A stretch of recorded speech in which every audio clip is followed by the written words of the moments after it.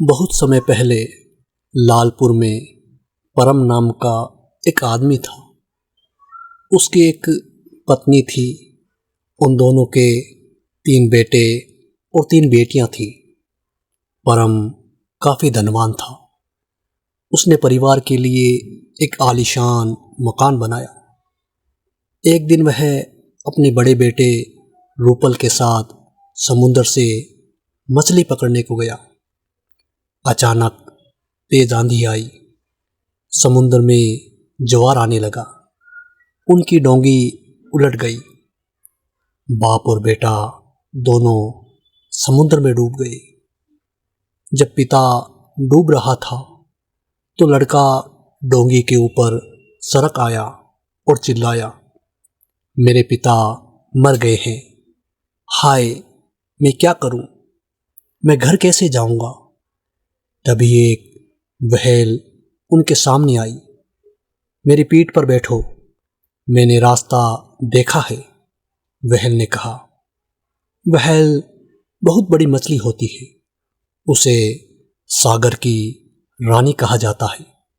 यद्यपि रूपल को उससे कुछ डर लगा, लेकिन वह हिम्मत करके उसकी पीठ पर बैठ गया।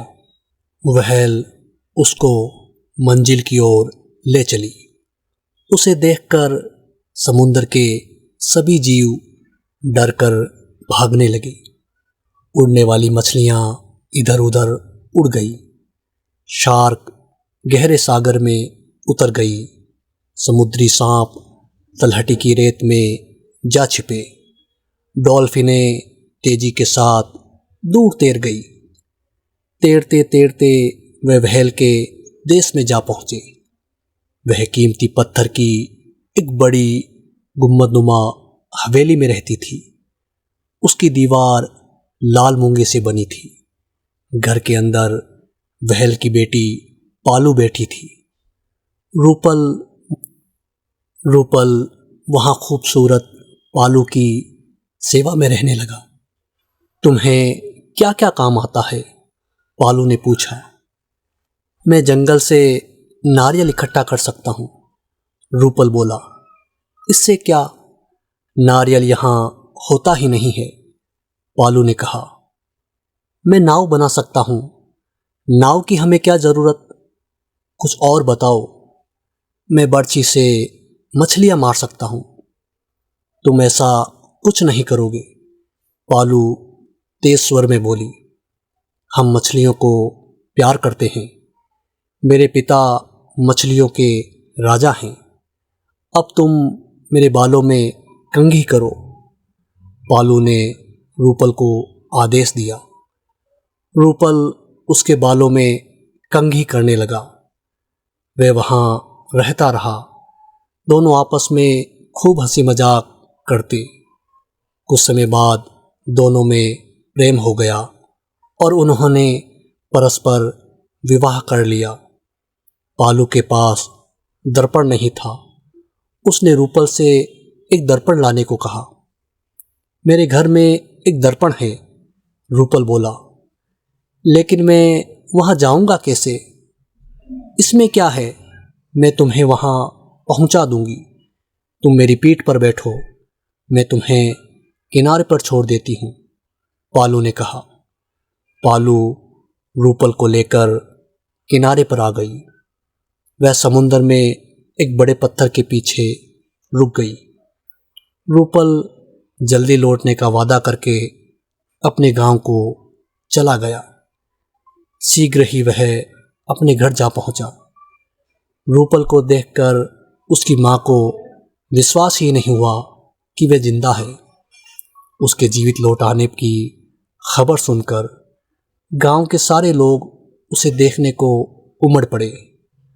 उसने सबको व्हेल वाली घटना सुनाई और पालू के साथ अपने विवाह की बात बताई। लोग उसकी बातों पर हंसने लगे। उसकी सारी बातें उन्हें गप लगी। रूपल को उनके रवैये से बड़ा दुख हुआ। उसने दर्पण उठाया और घर से भाग खड़ा हुआ। गांव के लोग अनपढ़ और अनविद्वासी थे। समुंदर में डूबने के वर्षों बाद वापस लौटे रूपल को वे उसका भूत समझ रहे थे। जब वह दर्पण उठाकर भागने लगा तो उनका संदेह विश्वास में बदल गया। उन्होंने उसका पीछा किया और बर्छियों से उस पर वार किया। बर्छियों ने भागते हुए रूपल के पूरे शरीर को बीन डाला। वह मर गया। उधर सागर में मूंगे की पहाड़ी के पीछे रुकी पालू उसकी प्रतीक्षा करती रही, लेकिन वह पालू के पास नहीं पहुंच पाया। अक्सर ही चांदनी रातों में मछुआरे सागर में दर्द भरी आवाज सुनाते हैं। उन्हें लगता है जैसे कोई स्त्री लंबे समय से अपने पति के इंतजार में सिसक रही हो।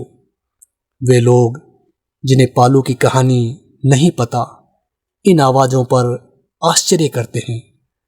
पालू रूपल के बिना अकेले अपने घर नहीं लौट सकती, इसलिए वह दर्दीली आवाज़ में उसे पुकारती है, लौट आओ रूपल, लौट आओ, लौट आओ। आधी रात को समुंदर में अब भी ये आवाज़ गूंजती है।